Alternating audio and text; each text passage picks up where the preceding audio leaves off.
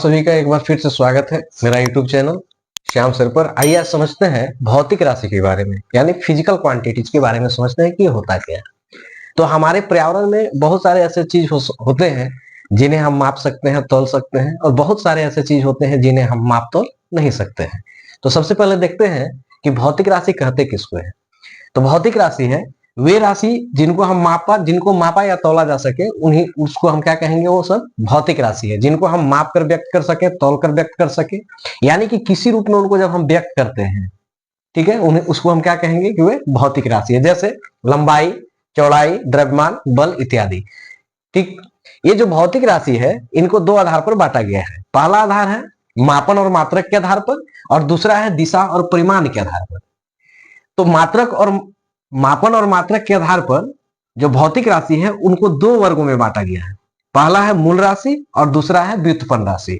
और दूसरा जो है दिशा और परिमाण के आधार पर भौतिक राशि को दो वर्ग में बांटा गया। पहला है सदिश राशि और दूसरा है अदिश राशि। तो अब आइए एक एक करके हम लोग समझते हैं कि ये मूल राशि क्या होता है, व्युत्पन्न राशि क्या होता है। ठीक है, तो पहला है मूल राशि। मूल राशि किसको कहते हैं? तो वे राशि जो मूल रूप से स्वतंत्र होते हैं। स्वतंत्र मतलब उनको व्यक्त करने के लिए किसी दूसरे भौतिक राशि की आवश्यकता नहीं पड़ती है, तो उसको हम कहते हैं कि वो मूल राशि है। जैसे लंबाई, द्रव्यमान, समय इत्यादि। जैसे अगर मान लीजिए हमसे कोई पूछे कि इस बोर्ड की लंबाई कितनी है, तो आराम से हम बता दें कि इस बोर्ड की लंबाई भाई 5 मीटर है। ठीक है। द्रव्यमान का मतलब होता है भार, वेट। अगर कोई पूछे कि बताइए इस मार्कर का वेट कितना है, तो हम आराम से बता दिए कि इस मार्कर का वेट जो है 100 ग्राम है। ठीक। कोई अगर हमसे समय पूछता है कि अभी कितना बजा, तो बता दिए 7 बजा या 8 बजा। ठीक है, उसमें मात्रक कितने लग रहे हैं? 1 लग रहे हैं।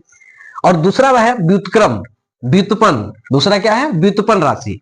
व्युत्पन्न राशि क्या होती है? वे राशि जो मूल राशि से बनती है, मतलब इन्हीं राशि से मिलकर जो बनती है। व्युत्पन्न माने जिनकी उत्पत्ति मूल राशि से हुई है, उसी राशि को हम कहते हैं कि वो व्युत्पन्न राशि है।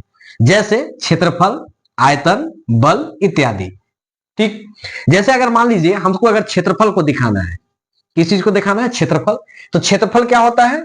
लंबाई गुना चौड़ाई, लंबाई गुना चौड़ाई। ठीक। अगर कोई बोले कि इस बोर्ड का क्षेत्रफल बताइए, और वो हमें मात्रक दे दे कि मान लीजिए कि उसका लंबाई जो है 5 मीटर है और चौड़ाई जो है 4 मीटर है, तो बताइए इस बोर्ड का क्षेत्रफल कितना होगा? तो हम बताएंगे कि 5 20 मीटर स्क्वायर। अब स्क्वायर क्यों हुआ? देखिए यहां 1 मीटर और यहां 1 मीटर, 2 मीटर है।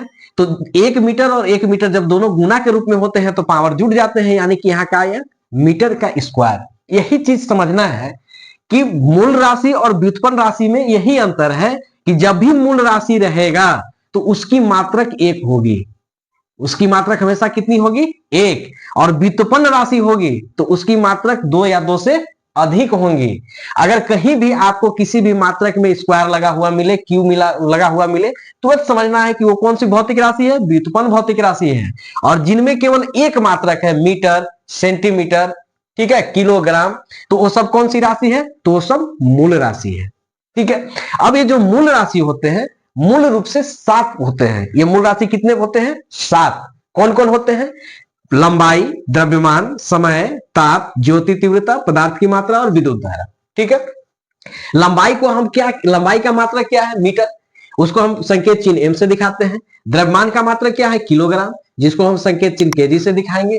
समय का क्या है? सेकेंड, जिसको हम एस से दिखाएंगे। ताप का केल्विन, जिसको के से दिखाते हैं। ज्योति तीव्रता मतलब आग की लपट, ठीक है, या कोई चीज ज्योति जल रहा है उसकी तीव्रता को क्या चीज में मापते हैं? कैंडेला में मापते हैं, जिसको हम सीडी से दिखाते हैं।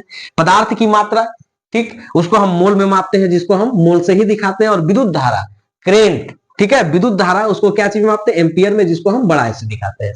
अब बात आती है कि हमारे पर्यावरण में कौन सी ऐसी चीज है जिनको हम माप तोल नहीं सकते हैं। ठीक है। तो देखिए जैसे प्रेम, प्रेम को मापा तोला नहीं जा सकता, इसीलिए इसमें धोखा अधिक होता है। उसके बाद आ गया आपका, प्रेम के बाद आ गया घृणा, उसके बाद आ गया आपका भावना, खुशी ना, उदासी।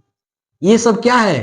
इसको हम माप नहीं सकते हैं, इसीलिए भौतिक राशियां नहीं है। हम किसी से ये नहीं कहते हैं कि हम आपसे 1 क्विंटल प्रेम करते हैं, हम ये नहीं कह सकते हैं कि हम आपसे 2 क्विंटल घृणा करते हैं, आप हमसे दूर रहो।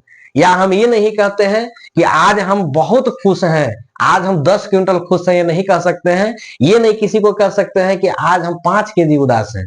क्यों? क्योंकि इसको मापा नहीं जा सकता है, इसीलिए ये सब भौतिक राशि नहीं है। तो उम्मीद करते हैं कि आपको भौतिक राशि के बारे में अच्छे से समझ में आ गया होगा। अब अगले वीडियो में हम लोग समझेंगे कि सदिश राशि और अदिश राशि क्या है। धन्यवाद।